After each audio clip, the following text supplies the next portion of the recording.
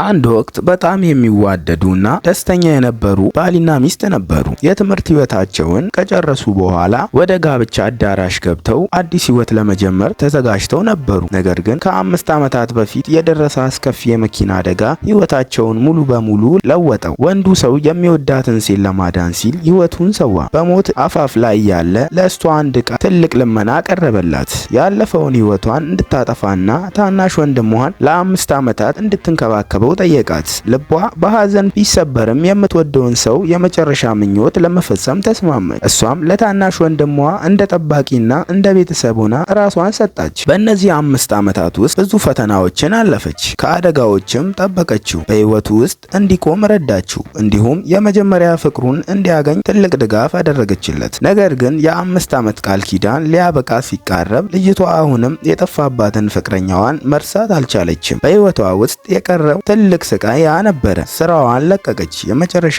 ስንብት ለማድረግ ወደ መቃብሩ ሄደች። በዚያም የምትወደውን ሰው ለመከተል አስባ ሳለች በድንገት የስልክ ጥሪ ደረሰላት። ያ ጥሪ የመጣው ከታናሽ ወንድሙ ነበረ። እሱ የመጀመሪያ ፍቅሩን ለማስደሰት ሲል አደገኛ የእሽቅድድም ውድድር ላይ ሊሳተፍ ነበረ። ልጅቷ ወዲያውኑ ውድድሩ ቦታ ሮጠች። የእሽቅድድም ልብሷን ለብሳ በእሱ ቦታ ለመወዳደር ወሰነች። በመጨረሻም ውድድሩን አሸንፋ ሜዳሊያ አገኘች። ነገር ግን በዚህ ምክንያት ከባድ ጉዳት ደረሰባት። ነገር ግን ወንዱ ሰው የእሷን መስዋዕትነት ማየት አልቻለም። እሷን ከመንከባከብ ይልቅ ለመጀመሪያ ፍቅሩ ኬክ እንድትገዛ ላከ። የመጀመሪያ ፍቅሩ ግን በጣም ጨካኝ ነበረች። ሆን ብላ እንድትደክም አደረገቻት። ብዙ ስራዎችንም አስገደደቻት። ከዚያም ለመፈተን ሲል አልኮል እንዲጠጣ አስገደደችው። እሱ ለአልኮል አለርጂ እንዳለበት ብታውቅም ቅንነቱን ለማየት አደረገች። ልጅቷ የቀረውን መጠጥ ለሱ ስትጠጣ ተመለከተች። ነገር ግን ወንዱ ሰው ልጅቷን ለማስደሰት እየሞከረ እንደሆነ ተሳስቦ አሰበ። በኋላ የመጀመሪያ ፍቅሩ ሆን ብላ ልጅቷን ገፍታ ወደ ውሃ ውስጥ አስገባት። ከዚያም እሷ እንደገፋቻት በሐሰት ከሰሰቻት። ወንዱ ሰው እውነቱን ሳይመረምር በልጅቷ ላይ ተቆጣ።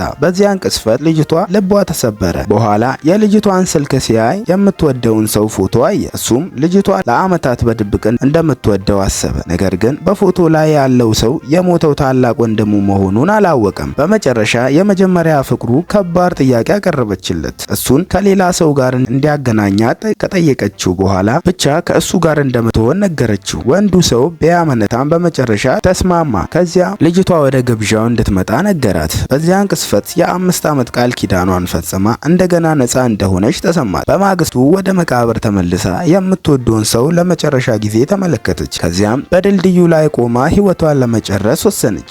በዚያን ጊዜ ከወንዱ ሰው መልእክት ደረሰላት። ወንዱ ግብዣውን እንድትመጣ ጠየቃት። እሷ ግን አልመጣም ብላ መለሰችለት። ከዚያም በኋላ ያለምንም ማመንታት ከድልድዩ ላይ ዘለለች።